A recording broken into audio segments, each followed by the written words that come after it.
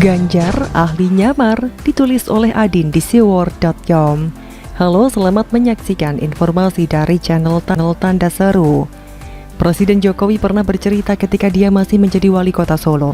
Kala itu beliau mempunyai ajudan yang ganteng, tinggi, tegap yang selalu mendampinginya kemanapun dia pergi. Kegantengan ajudannya ini ternyata mengundang kejadian lucu. Karena ketika ada tamu yang datang ke Solo, kebanyakan mereka mengajak salaman ajudannya, bukan dirinya selaku wali kota Solo.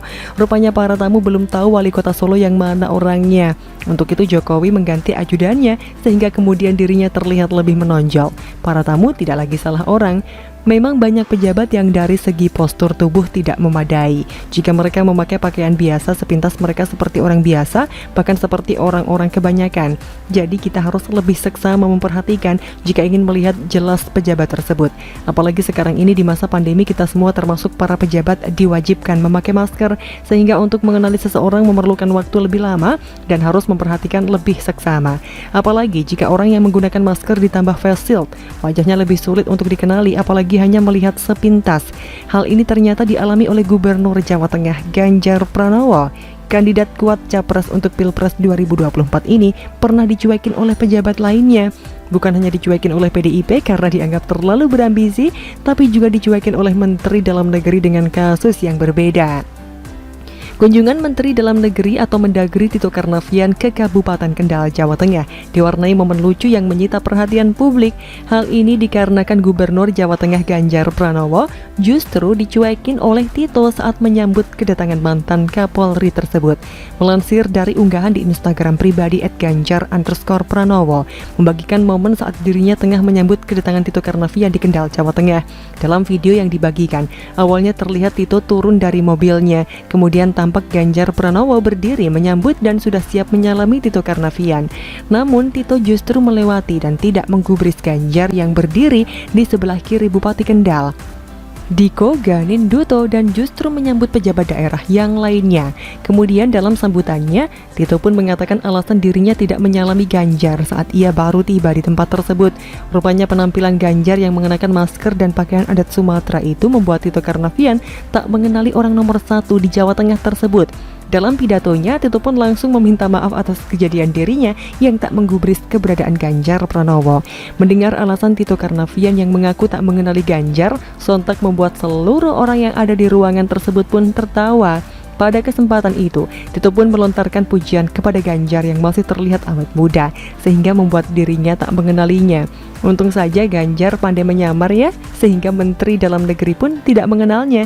Jangan-jangan suatu saat nanti ketika Ganjar Pranowo jadi presiden dan Tito menjadi salah satu menterinya, momen seperti itu bisa terulang. Menteri Tito dipanggil Presiden Ganjar dan langsung disuruh masuk ruangan. Ternyata di ruangan Pak Presiden Ganjar tidak ada. Tito bingung, disuruh menghadap tapi orangnya nggak ada. Ternyata Presiden Ganjar lagi nyamar jadi pot bunga. Ganjar selama ini kemudian alias suka bercanda. Di berbagai kesempatan, sebagaimana direkam di channel YouTube-nya, Ganjar terlihat bercanda dengan masyarakat seperti nenek di panti jompo dan kepala desa tentang protokol kesehatan. Mereka terlihat akrab penuh dengan canda tawa. Kedekatan pejabat dengan rakyatnya seperti ini akan berbekas di hati warga. Oleh karena itu, jika nanti nyalon jadi apa gitu, tidak usah kampanye habis-habisan, bercengkerama dan guyon dengan masyarakat bisa lebih efektif dibandingkan kampanye dengan janji-janji manis dan menyebar baliho belaka. Nah, jika PDIP ingin menjagokan Puan Maharani sebagai capres di Pilpres 2024 nanti, harus belajar lebih dekat dengan rakyat, berbicara langsung dan bercanda dengan masyarakat harus alami, jangan hanya sekedar lip service belaka. Masyarakat Indonesia sudah pintar dan mampu merasakan ketulusan pemimpinnya. Apakah benar-benar menyayangi rakyatnya atau hanya demi kepentingan karir politik belaka? Ketulusan dan penuh harapan akan terasa berbeda oleh rakyat.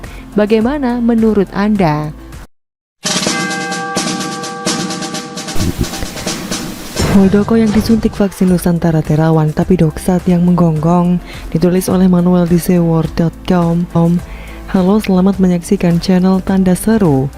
Dunia ini aneh banget. Para Doksat sales vaksin AZ dan PF yang menjelek-jelekan Sinovac juga menjelek-jelekan vaksin Nusantara yang sudah lewat uji klinis. Para Doksat yang merupakan dokter sesat, kalau nggak mau dibilang dokter bangsat, malah menggonggong kayak asu kabeh. Padahal kalau melihat dari apa yang dikerjakan Dr. Terawan selama dia selesai menjabat sebagai Menteri Kesehatan karena Pak Jokowi didesak terus oleh kaum doksat, dia tidak membalas kejahatan mereka dengan kejahatan lainnya. Terawan diam saja, dia menerima keputusan Jokowi dengan baik. Terawan setelah menjabat jadi menteri, dia kembali ke passion yang ia geluti sebelumnya, kembali ke bidang kedokteran, penelitian, berkumpul bersama orang-orang baik dan dokter-dokter yang waras seperti Dr. Samuel Simon, Dr. Indro Cahyono dan berbagai dokter lainnya yang pro kemanusiaan. Dan sejak berhenti menjadi Menteri Kesehatan, Terawan melakukan penelitian soal vaksin Nusantara. Vaksin Nusantara ini menggunakan metode dendritik, artinya vaksin ini tidak langsung diproduksi secara umum.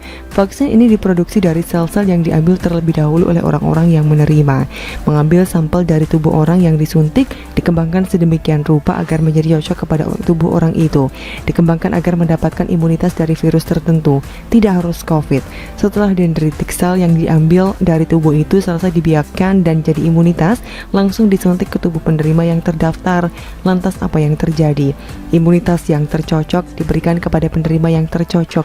Inilah teori dasar dari dendritik sel yang dikembangkan oleh Terawan dan tim. Tapi di dalam pengembangan ini ada saja doksat-doksat yang merasa terancam. Mereka terancam dengan keberadaan vaksin Nusantara yang berpotensi menutup pintu pundi-pundi emas yang selama ini mereka hasilkan lewat coblos hidung, tusuk vaksin impor, dan lain-lain.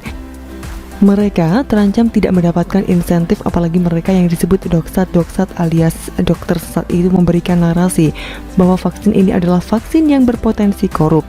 Padahal yang korup mereka. Indonesia ada orang pintar, tapi orang baik itu sedikit. Orang yang baik dan pintar seperti Terawan akhirnya akan bersinar, menerangi seluruh dunia medis yang sangat gelap. Alhasil mereka takut, mereka panik dan mereka menggonggong seperti dogi yang ada di pinggir jalan. Bukannya didukung atas karya anak bangsa, akhirnya Terawan pun terancam bernasib sama seperti Dahlan Iskan yang penelitian mobil listriknya akhirnya harus tutup gudang. Para importir mobil menggunakan kecelakaan uji coba mobil listrik untuk menghentikan proyek penelitian ini. Kalau di era sebelumnya Dahlan Iskan bisa dijegal, saya berharap di era Jokowi Terawan justru jangan sampai dijegal. Penelitian ini pun bukan hanya Terawan yang kerjakan, tapi tim kok. Doksat itu kenapa sih menghina inovasi anak bangsa? Yang potensi korup itu ya impor vaksin, bukan Terawan. Lagi pula, berdasarkan rekam jejak, Terawan ini sosok yang berintegritas kok. Dia tahu apa yang dia kerjakan. Bahkan beberapa orang penting seperti almarhum B.J. Habibie, Luhut Panjaitan, Muldoko, almarhum Ani Yudhoyono, Jenderal Purnawirawan Wiranto adalah pasien setia Dr. Terawan. Terlebih lagi, apa yang dikerjakan Terawan diakui oleh dunia. Jadi sebenarnya kalau kita mempercayakan penelitian vaksin Nusantara di Indonesia oleh Terawan, yaitu adalah kepercayaan yang benar dan sesuai dengan kapasitasnya. Para doksat itu mulai menggonggong tak karuan. Mereka kaing-kaing entah karena apa. Uji klinis dilakukan sesuai dengan apa yang biasanya dikerjakan. BPOM juga memantau uji klinisnya. Muldoko pun disuntik untuk diketahui sel dendritiknya dan disuntikan kembali. Memang dalam penanganan pandemi ini seharusnya kita seluruh elemen masyarakat ini bisa bersama-sama menggunakan akal sehat untuk bersatu padu menyelesaikan pandemi. Karena penyelesaian pandemi ini tidak bisa dilakukan jika ada disintegrasi. Disintegrasi ini sudah terbaca dilakukan oleh doksat, karat, dan para kaum biadab. Sudah jelas siapa yang koar-koar dan menggonggong paling keras ketika vaksin Nusantara ada di depan mata. Sambil ikuti arahan pemerintah dalam protokol kesehatan, sambil optimis menunggu vaksin Nusantara. Menggonggong terus tidak ada gunanya, apalagi menggonggongnya di Twitter. Ya nggak PR. Begitulah kaing-kaing. Bagaimana menurut Anda?